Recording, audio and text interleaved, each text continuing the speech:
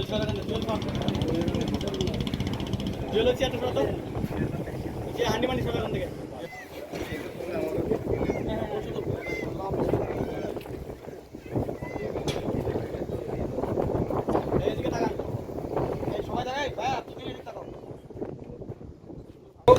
ফাঁকি দিয়ে স্বর্ণের চালা দেশের অভ্যন্তরে প্রবেশ করাবে।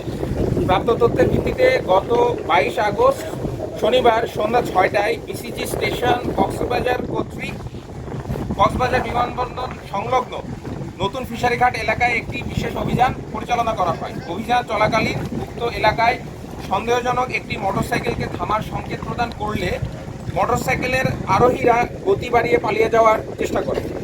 অতঃপর অভিযানিক দল ধাওয়া করে মোটরসাইকেল সহ 2 জনকে আটক করতে সক্ষম হয়। এ সময় তাদের কাছে থাকা একটি ব্যাগে তল্লাশি করে শুল্ক ফাঁকি দিয়ে আনা প্রায় 75 লক্ষ টাকা মূল্যের 31 ভরি স্বর্ণালঙ্কার, 4টি মোবাইল ফোন, নগদ 5,742 টাকা, সৌদি 10 রিয়াল ও 3টি আরবের এটিএম কার্ড জব্দ করা হয়। সৌদি আরবের এটিএম কার্ড জব্দ করা হয়। আটককৃত চোরাচালানকারীদের প্রাথমিক জিজ্ঞাসাবাদে জানা যায়, শুল্ক ফাঁকি দিয়ে বাজারে বিক্রয়ের উদ্দেশ্যে স্বর্ণের চোরাচালানটি দুবাই থেকে বিভিন্ন মাধ্যমে দেশে আনা হয়।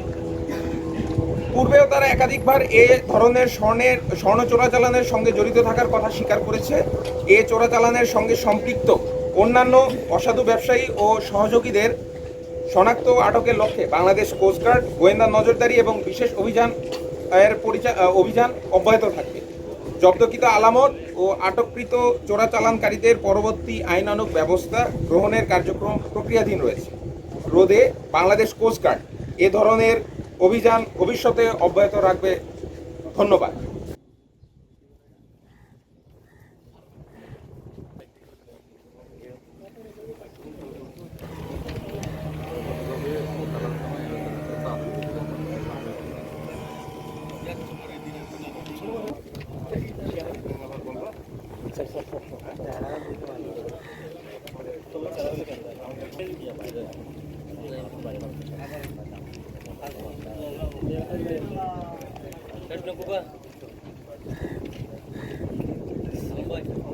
Mobil bag ka, turun lagi mana?